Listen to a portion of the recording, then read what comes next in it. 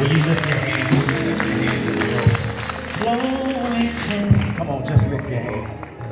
I'm gonna go around. Come on, if you got anything to be grateful for, can you just take 10 seconds and lift your hands on the issues of. Now I'm gonna sit up there.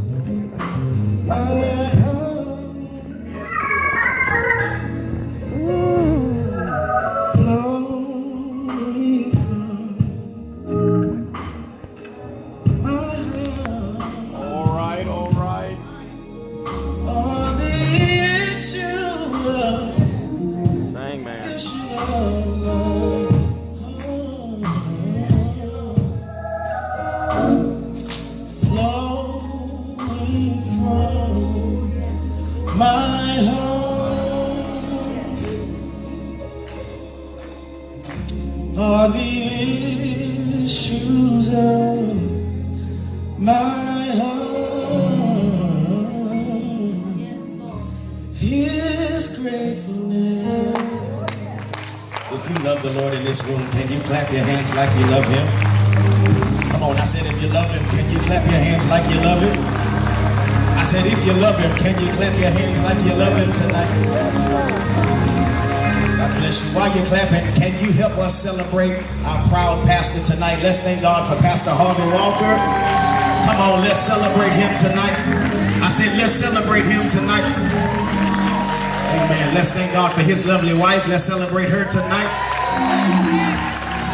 Y'all help me celebrate the queen of my house, elect Lady Tiffany Jackson. Let's thank God for her tonight. Amen. Thank God for one of our pastors being here with us tonight. Y'all help me celebrate Pastor Kirsten Hines here with us tonight. Amen. This is Bible study, so I don't have a lot of time to do what I need to do, but if you would go with me to a familiar passage of scripture, Exodus chapter number 14. Exodus chapter number 14.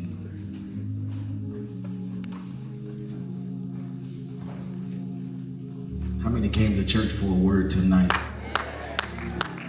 I say, how many came to church for a word tonight? Amen. Look at your neighbor and tell your neighbor, push the preacher tonight. Amen. Exodus chapter number 14. If you're there, scream, I'm there. Meet me at verse number 13, and I'm going to read down to verse number 18. And I only have a few minutes to do what I need to do tonight. So let me read expeditiously from the New American Standard Version of the Bible. The Bible said, what Moses said to the people, do not fear.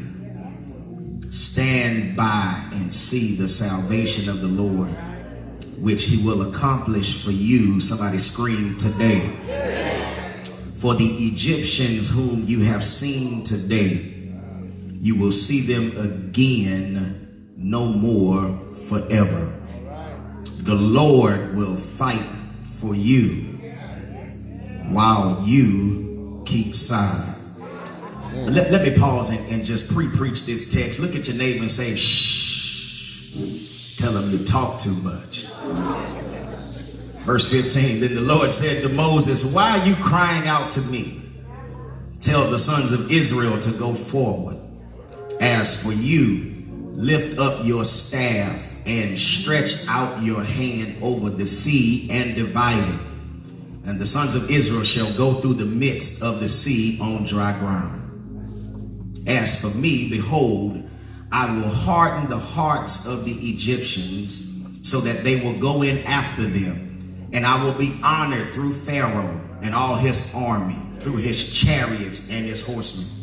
Then the Egyptians will know that I am the Lord, when I am honored through Pharaoh, through his chariots, and through his horsemen. I want to preach a few minutes, a divine setup for a supernatural breakthrough. Come on, man. A divine setup for a supernatural breakthrough. Lord, help me to preach tonight in Jesus' name. Brothers and sisters, life has a way of being vile and very cruel. Things come up in our lives to test the very fabric of our existence. There are times in our lives, brothers and sisters, that we have plans for our lives. We can imagine how things will end up and turn out. And for most of us, we have a picture of so many happy endings. And if truth be told, brothers and sisters, happy endings are very probable for many of us. But the question then becomes, what happens when my plans don't come out the way I thought? Many times in your life, brothers and sisters, you don't know why your plans get derailed. You have no idea why things come up in your lives that seem to shift the things that you've already had planned. And at first glance, it seems like everything you've worked for is lost, and everything you have been believing for is lost. And it is during this moment, if you allow the enemy to plague your mind, a spirit of hopelessness, a spirit of despair has the proclivity to set in. Brothers and sisters, all too often, instead of maintaining an attitude of expectation, we get caught up in the appearance of the situation. All right. And you know how it can be when things look bad in our lives. We tend to lose heart. We begin to worry. Fear begins to grip us. And if things don't get rectified, we have this uncanny proclivity to not move any further in what God has planned for us. Yeah. Sometimes, brothers and sisters, we feed into the lies of the enemy, and what happens as a byproduct, we set up this pessimistic attitude, this pessimistic view on life, that what it is now is just what it's going to be. Yeah. So we stop trying, we stop achieving because we have experienced and suffered a setback. But brothers and sisters, you got to know in your heart that even though your circumstances might signify failure, your reality is different from what you see right now. Because what you got to understand is it is through the turbulence of your life that God is setting you up for a breakthrough. Yes, somebody shout, I'm on my way to a breakthrough. Let me see if I can give you a few little nuggets, and I'll go back to my seat. To help you understand what you've got to keep in mind when God is setting you up for a breakthrough. This Bible study, go and take notes. Here's point number one. God has a plan. Yeah. I know that's simple for some of us, but when you look at somebody and tell them, it might not look like it right now, but tell your neighbor, God has a plan. Notice the text, brothers and sisters. Israel had already reached the edge of the desert, and the people were ready to begin their march to Mount Sinai, where they were supposed to worship God. And then they were to march toward the promised land. But here, God gives them a weird instruction, because he instructed them to turn back and camp at the edge of the sea. He says, turn back. Now, I got a problem, because if where I'm going is a straight shot, All right. why would you derail me and divert me in the opposite direction? I got a few answers. Here's answer number one. Because according to the text, God wanted Pharaoh to think that he had Israel trapped between the sea and the desert. Yeah.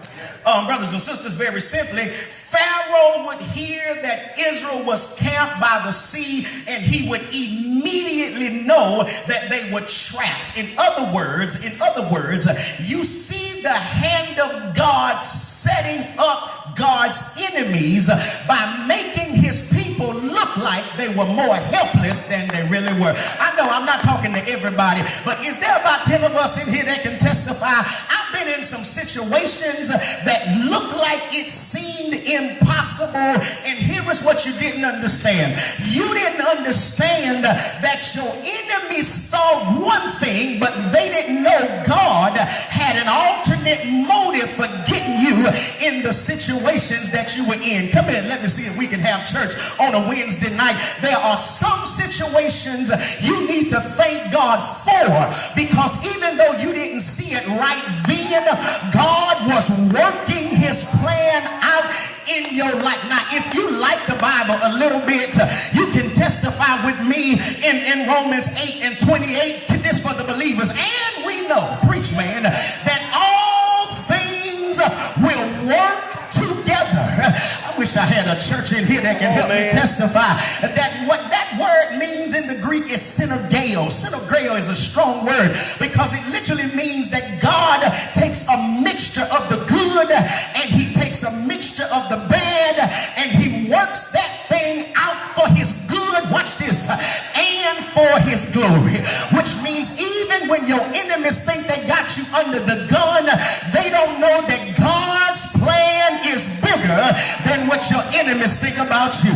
I just need 5 of y'all to grab this word tonight and understand that your enemy is not as smart as they think they are, but God has a plan. I wish you would scream at somebody like you're ratchet tonight. Look at somebody and tell them God has a plan. Oh, brother. He was setting this whole situation up, and according to the text, he tells them double back. Now understand, brothers and sisters, the first answer is because he wanted Pharaoh to know who he was. But here is the second answer. It is because, according to the text, God is going to gain glory through this situation. Yes, sir. Notice the text, brothers and sisters. God will gain glory through Pharaoh and his army. He's going to gain glory over this evil empire of ancient Egypt. He's going to gain glory over all the false gods that they are serving. He's going to get glory. He's going to execute justice upon Pharaoh and his military army. They, brothers and sisters, were to be destroyed because of their hard heart, because of their terrible idolatry, because of enslaving and brutalizing the people of God. And you got to understand, brothers and sisters, everything that God does, whether we realize it or not, is all for his glory. Let me see if I can unpack that. This is Bible study, because you got to be careful when we start talking about the glory of God. Glory, it's like the word beautify. But beautify usually means to make something more beautiful than it is, to improve its beauty. That's emphatically not what it means by glorified in relation to God. God cannot be made more glorious or more beautiful than he already is. He cannot be improved. He cannot be changed. So it's more like the word magnify. But here you got to be careful, because magnify has two distinct meanings in relation to God. One is worship and one is wicked. Let me see if I can explain. You can magnify like a telescope or like a microscope. I'll explain. If you put a dust mite under a microscope, it looks like a monster. Tell your neighbor, perception is everything. Yeah. But when we magnify like a telescope, you are saying something unimaginably great looks like what it really is when it's magnified, which means when I'm magnifying God, it's like worship, because God created us for this reason. And what he does then, when he's ready to be magnified, he sets up a situation to magnify himself, which means that God uses your life as a stage to set you up so that he can be magnified. See, some of y'all don't know when to shout because you go through trouble and you think God is against you. No, man. God is setting up an opportunity so he can show off. And the one thing I love about God, at 38 years old, if God is going to be magnified, Lord, if you're looking for somebody to lift you up, I feel like Isaiah, here am I. I wish I had church in here. Is there anybody here that can testify? I don't mind magnifying the Lord, which means in order to magnify him, sometimes God will use an adverse situation so that he can be magnified. I need y'all to help me preach right quick. Throw your hands up and shout, Lord, be magnified. Here's the last answer. I got to hurry. God wanted the Egyptians to know that he is the Lord. He is the only true Savior. Savior. He is the only true deliverer of man, the only living and true God, because the gods of Egypt were false. They were not real gods. They were man-made gods who were not able to deliver anybody. God wanted his people to know beyond a shadow of a doubt, there is no question that he is the one true and living God. And brothers and sisters, with the amalgamation of gods that the Egyptians served, God wanted the people to know that there is only one God who is able to defeat any foe. That's a word for some of y'all who think that your enemies are bigger than your God. You got to learn how to stop paying attention to enemies and realize that if there's something coming up against you, it is only because there is something in this situation that God is trying to show you. And can I pause parenthetically in park and tell you, don't mismanage your struggles. Don't mismanage the hell that you find yourself going through, because there is a lesson that God is trying to teach you through all of your adversity. Somebody shout, I hear you. I hear you. Let me give you point number 2 and I hurry. God controls the enemy and the outcome. Let me see if I can show it to you in the text, because if you notice, Pharaoh and his officials changed their mind about freeing the people of God. Remember, the economy of Egypt had been catastrophically devastated by plagues. God had launched the plagues to execute justice on Pharaoh and his people, and the Egyptians needed to rebuild their nation, because when you understand it, you will see that every industry had been affected. The farming, the construction, the mining, the metal, the food, the service industries, everything had been affected. But Pharaoh and his officials not only had to deal with a devastated economy, they had to deal with the loss of free labor. They had to deal with the fact that there were about 6,000 Israelite men alone, and most of them had large families. Imagine the impact of losing 2 million slave laborers. And you got to realize that all in this process, God is in control. How do you know? Because Pharaoh didn't harden his own heart. Y'all don't read the Bible, do you? The text says that it was God who hardened Pharaoh's heart, which means even when we didn't see it, God was in control. Come here, let me see if I can help you. There are some enemies that are not even smart enough to realize they're an adversary, which means that most times when people are coming up against you, they don't even realize God is only using them to bless you. Lord Jesus, I said when enemies come against you, what they don't understand is that God is using them to bless you. And what I love about God, when you read the Bible, you understand that God will make your enemies your footstool. God will use an adversary for his own purpose. You got to understand, brothers and sisters, God is in control. And so he gave them up to the passion of their hard heart. He allowed their hearts to become harder and harder in their evil passions. It was designed for him to go after them. I'm gonna shout right about here, because some enemies, brothers and sisters, are meant to pursue you so that God can use them to get glory.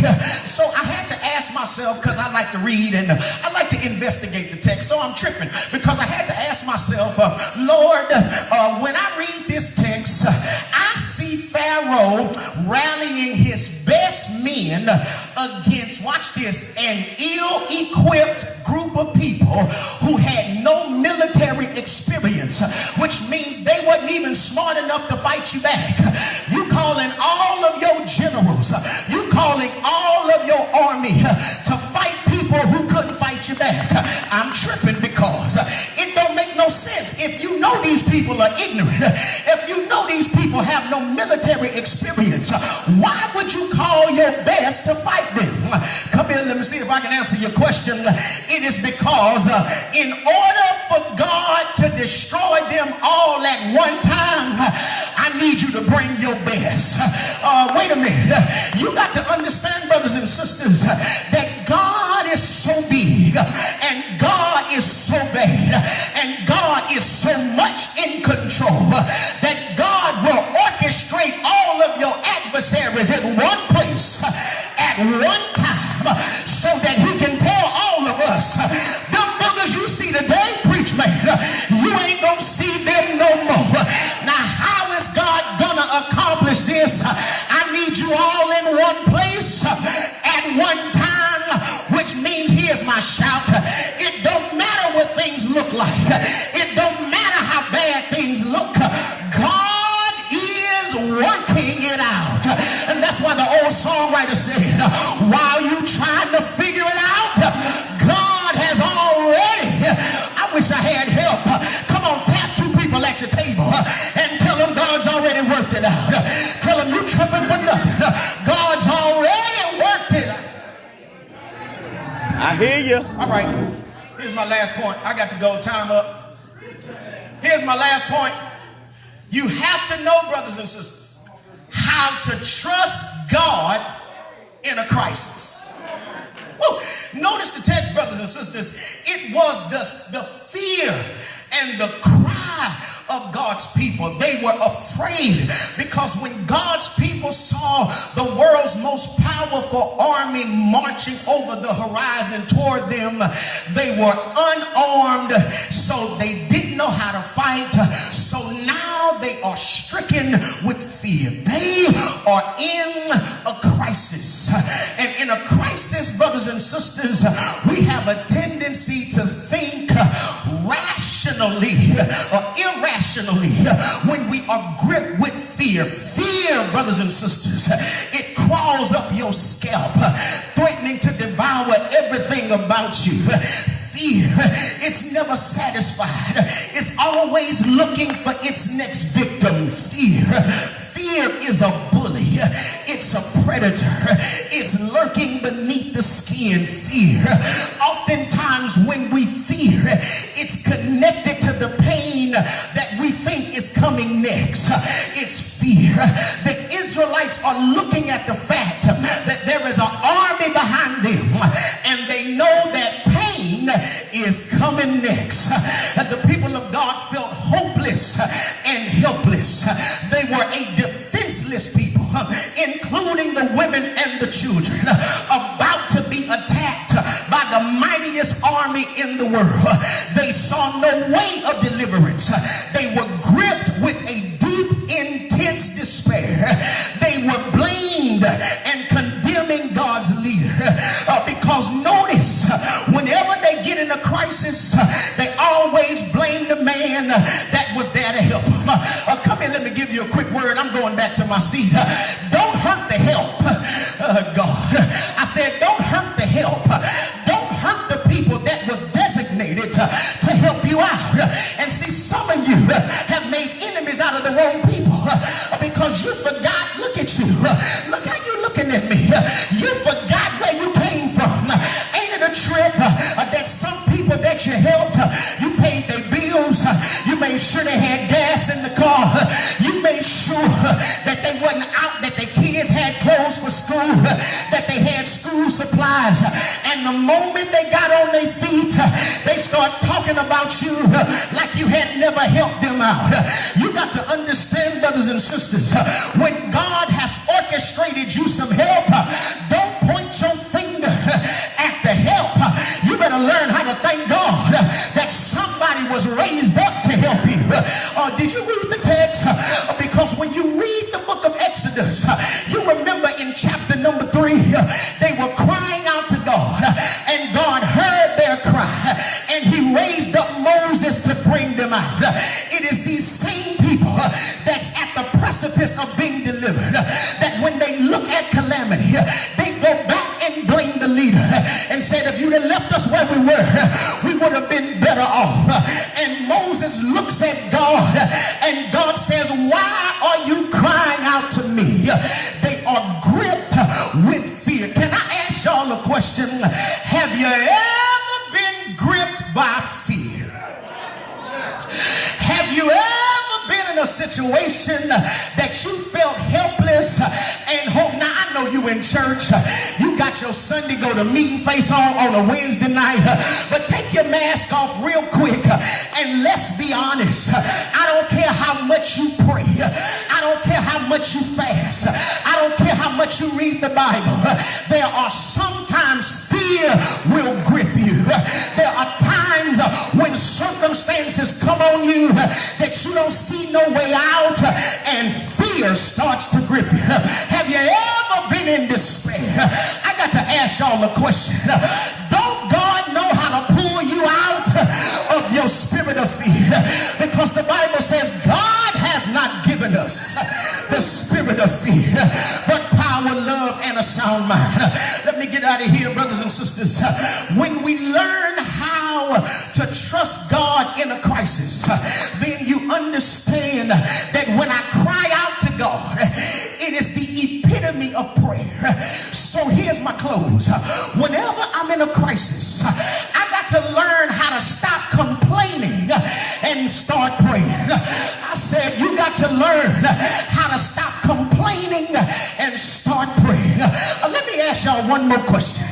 Is there anybody here can testify there are sometimes prayer might not change things, but it will change me while God is working that thing out? I thought y'all would help me preach right about that. I say, anybody here can testify you prayed about some stuff and prayed about some stuff and God didn't change the stuff. He changed you. Because when he changed you, then it was like a Hebrew boy experience that says, I don't need God to pull me out. I just need him to get in. And if he gets in, he'll make the difference. I need y'all to touch somebody and tell them, I don't care what you're going through. I said, touch somebody, tell them it don't matter what you're going through. You got to learn how to pray. It is the moment when you are in trouble, when you are faced with a crisis, that prayer is the tool that we need to come out of what we in. I got 3 minutes, Dougie Fresh. I got to close. You got to understand, brothers and sisters, whenever you are in a crisis, whenever you lack faith, then you cannot receive the promises of God. When you look at the children of Israel, they felt that there was no way to be delivered. They felt there was no possible way for them to be saved because they had an enemy that looked great. But what they didn't know, God's word is clear. And whenever you got a word from the Lord, you have no reason to fear. Grab somebody by the hand. I said, grab somebody by the hand and look them in their face and tell them, neighbor, I don't know what you're going through. Come on, find you somebody that look excited. Grab them by the hand and look them in their face and tell them, neighbor, I don't care what you're going through. Tell them God is setting you up for the greatest miracle of your life. I wish I had a church in here that can help me testify. I've been in some bad situation. I've been in some hard places. I've had situations that looked like my back was up against the wall. But what I discovered, what don't kill me only makes me stronger. Lean on your neighbor and tell your neighbor, I might not look like it right now, but I got strength in reserve because God is building me for my next dimension. I said, God is building me for my next dimension. And when I come out of this, I'm coming out with a testimony. And my testimony is there is no problem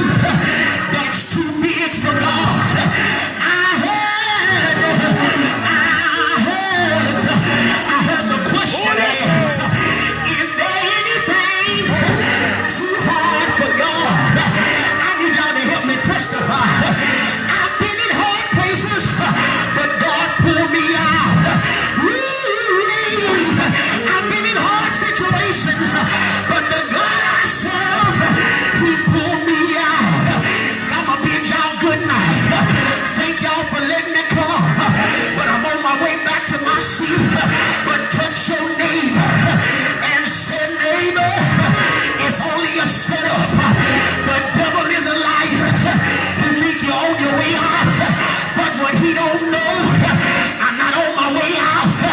I'm on my way up. Touch one more neighbor and say, hey neighbor, I don't know how you've been dealing with it. I don't know how bad it looks, but tell your neighbor, say neighbor, if you turn your problems into praise, God will lift you up. If you turn your struggles into a song, God will turn it around. I'm getting out of here. Believe on one more neighbor and tell your neighbor, like the old hymnologists, be not weary in well doing. In due season, you go reap if you do not faint. Pull on somebody and tell them you're on your way out. And y'all looking, but you ain't listening. I said, pull on somebody and tell them, neighbor, you're on your way out. You've been broke too long. You've been sick too long. You've been down too long. You've been hurt too long. You've been broke too long. You've been stagnant too long. You've been unproductive for far too long. Look at your neighbor